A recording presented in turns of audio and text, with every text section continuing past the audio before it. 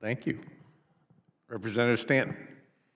Thank you very much. I want to build on a question that Ranking Member Krishnamurthy asked earlier, particularly in light of the fact that we're entering into modernizing the USMCA and renegotiating the USMCA. So, Ms. Dezenski, what barriers do you think we should implement to ensure China doesn't use Mexico as a backdoor to the U.S. market without alienating the partners we need for a secure supply chain?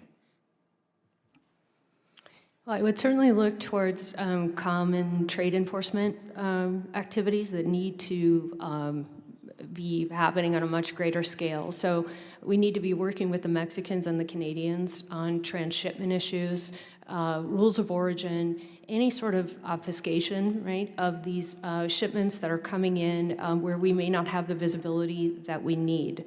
That's also connected to broader trade enforcement infrastructure. We talked a little bit earlier about cranes, for example, and not controlling surveillance technology, but it goes even deeper than that.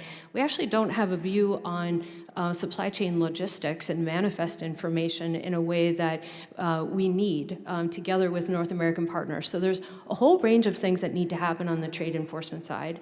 Then again, we need to look at common import restrictions and barriers that make it impossible, really, for Chinese companies to move around that Fortress North America type of construct. That's how we need to be thinking about it, and that's where our trade engagement can be leveraged to meet these broader national security objectives. I really appreciate that. And then I think it's been covered throughout this hearing, but Mr. Lugwood, maybe to finish up the hearing, the risks of cutting U.S. incentives and support for this important industry, for the United States to be able to compete as strongly as possible with the Chinese EV industry. What are the risks?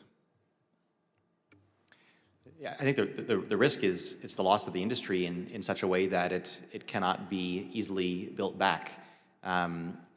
It's not only the jobs, but it's also just having the foundational capability to build things. And I think our country has lost a lot of that over the past 30 years, and we shouldn't let it continue further.